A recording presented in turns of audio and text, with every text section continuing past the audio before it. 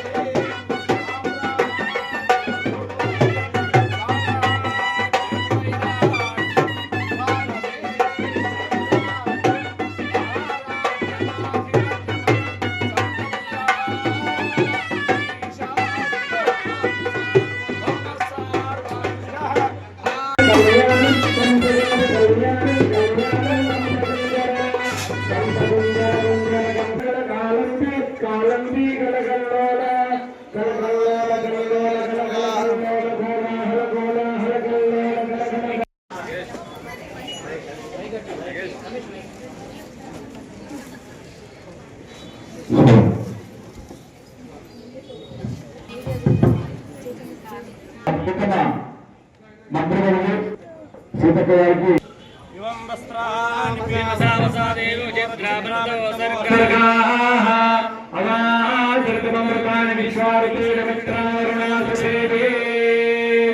శతమానం భవతి శతాయ పురుషేంద్రియ ఆయుష్యేంద్రియే ప్రతిష్టతే ఇదం వస్త్రాన్ని ప్రేమసాధీవోర్చిద్రావంతమో అసర్గాః అవాతృకమృతాన్ని విశ్వారుతేన పుత్రవరుణా సచేవే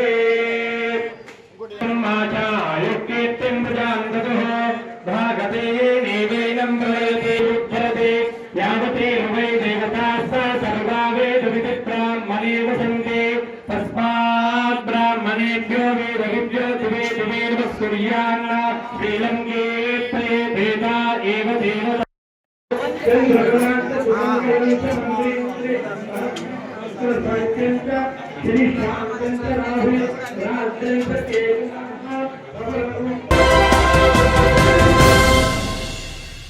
మంచిర్యాల జిల్లా ర్యాలీగఢ్పూర్ గ్రామ పంచాయతీ అటవీ ప్రాంతంలో ఈరోజు ఎమ్మెల్యే కొక్కిరాల ప్రేమ్సాగర్ రావు, జిల్లా కలెక్టర్ కుమార్ దీపక్, అటవీ శాఖ డివిజనల్ అధికారితో కలిసి వైల్డ్ లైఫ్ జంగల్ సఫారీ కేంద్రాన్ని ప్రారంభించారు.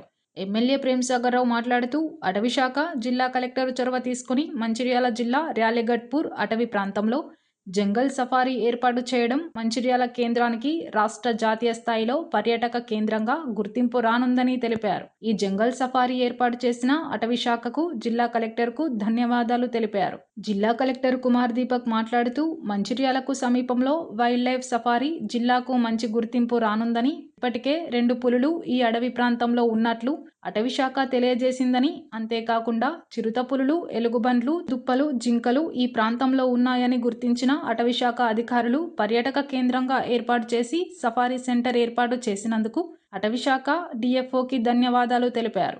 డిఎఫ్ఓ మాట్లాడుతూ ర్యాలీగఢ్పూర్ అటవీ ప్రాంతంలో పులులతో పాటు చిరుత పులులు, వివిధ రకాల అడవి జంతువులు ఉన్నట్లు గుర్తించి ఈ ప్రాంతాన్ని పర్యాటక కేంద్రంగా మార్చాలనే ఉద్దేశంతో అటవీ శాఖ ఆధ్వర్యంలో ఈరోజు ఎమ్మెల్యే, జిల్లా కలెక్టర్ సమక్షంలో వైల్డ్ లైఫ్ సఫారీ సెంటర్ను ఏర్పాటు చేయడం జరిగిందని అన్నారు. ఈ కార్యక్రమంలో కాంగ్రెస్ పార్టీ నాయకులు, కౌన్సిలర్లు, అధికారులు తదితరులు పాల్గొన్నారు.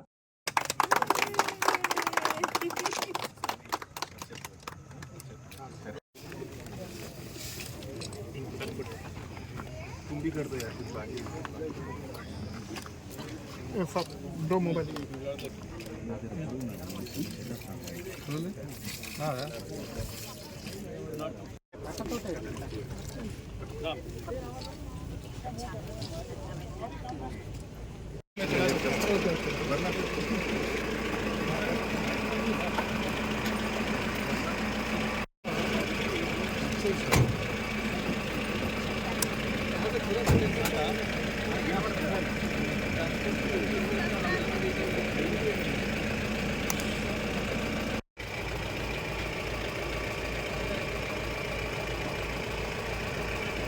जरूर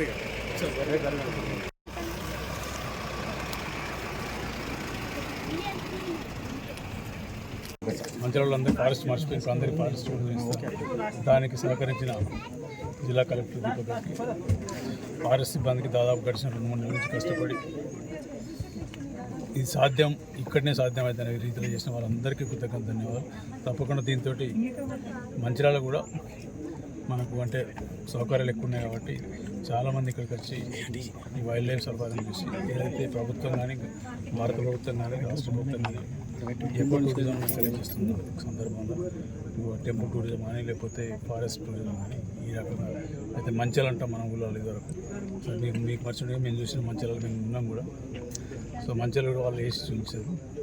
సో అన్నీ చూపిస్తాను మొత్తం అటవీలో ఏ రకంగా అయితే 50-60 సంవత్సరాలుగా ఏ విధంగా ఆ విధంగా మన కళ్ళకు అద్దినట్టు అక్కడ చూపించిన ఫోటోలు. సో వాళ్ళకి ప్రత్యేక కృతజ్ఞత ధన్యవాదాలు. ఇది రానున్న 1 సంవత్సరం లోపల రాష్ట్రంలో ఖచ్చితంగా ఇది బాగా పాపులర్ అయిపోయి వివిధ ప్రాంతాల నుంచి ప్రజలు ఇక్కడ చూస్తారు, తప్పకుండా వస్తారు. సో ఆ రకం కూడా మంచిర్యాలకు ఇంకొక రకం కూడా డబ్బులు వచ్చి ఏర్పాటు జరుగుతుంది. పట్నం ప్రాంతంలో వైల్డ్ లైఫ్ సఫారీ ఏర్పాటు అవుతుంది. సో ఫారెస్ట్ డిపార్ట్మెంట్ దానికి చాలా కష్టపడి దానికి ఏర్పాటు చేశారు. అండ్ మనకి దాదాపు మంచి వైల్డ్ లైఫ్ స్ట్రెచ్ ఉన్నాయి. ఇప్పుడు మనం అందరూ ఫోటో చూసాము.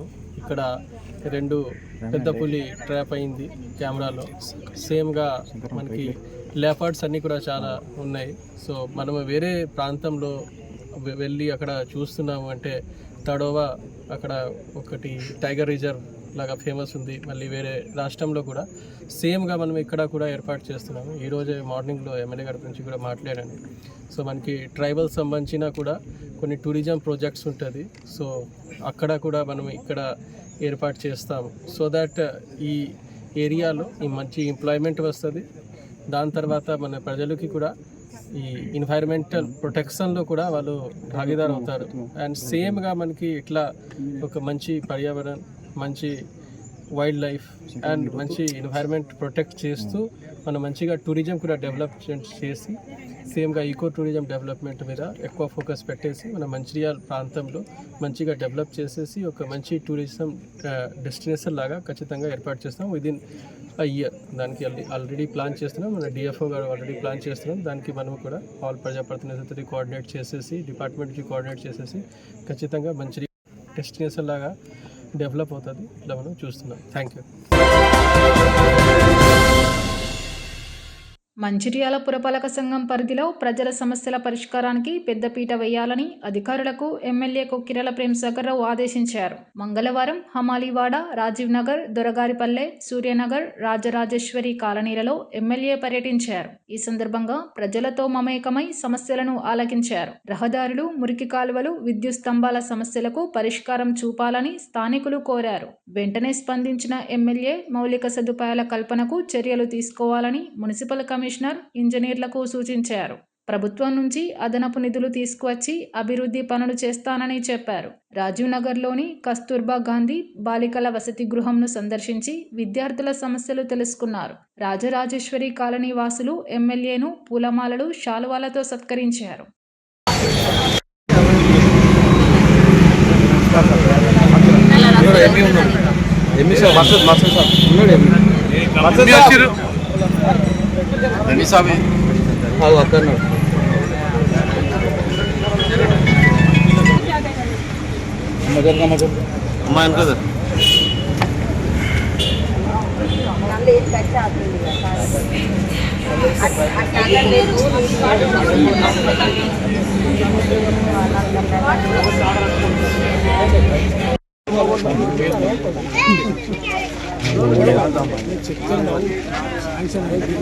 వర్క్ పేరు తప్పవాడు అట్టే చేస్తే బిల్లు నాకు చెప్పండి. నేను అడిగే మాట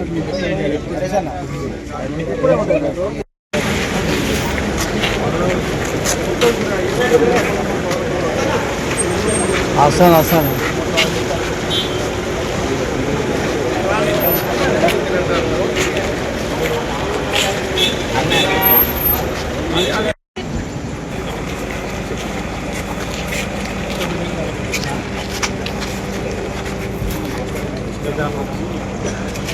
వాడేది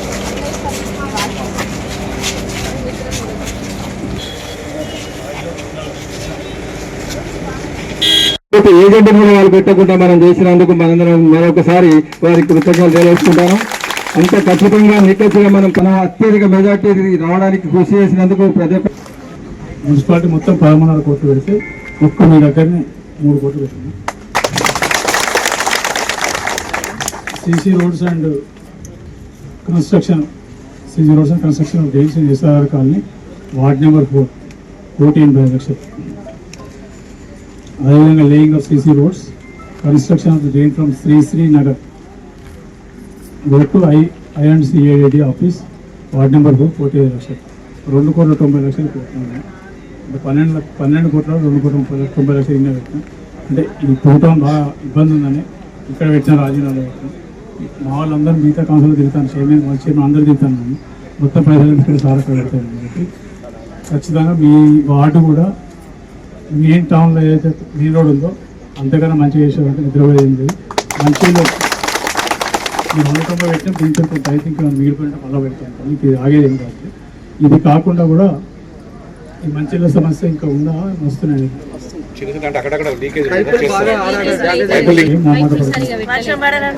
మీరు ఏం మొహమాట పడకండి, ఆఫీస్కి ఫోన్ చేయండి, చేస్తున్నారు. మీరైతే మంచి ఆఫీసర్లు పెట్టినా ఖచ్చితంగా తల్లి గుర్తుపెట్టుకోండి. ఈ 30-40 సంవత్సరాల సమస్య గెలిచాక 40 రోజులు మంచిగా స్టార్ట్ చేసాం. ఇప్పుడు 4 పెట్టినాము. ఇది కూడా మొత్తం కాకపోవచ్చు మిగిలిన పెడతాను. ఆల్రెడీ 2,90,00,000 రోడ్లు 4 పెట్టాను. మంచిగా సమస్య మీ పని మీరు చేశారు. నన్ను పని చేయగానే 5 ఏళ్ళు ఇచ్చాను. సంవత్సరం లోపలే స్కూల్ పెట్టినాను. ఇంకా సంవత్సరం లోపల ఏమి ఉండదు, అన్ని చేసి పెడతాను.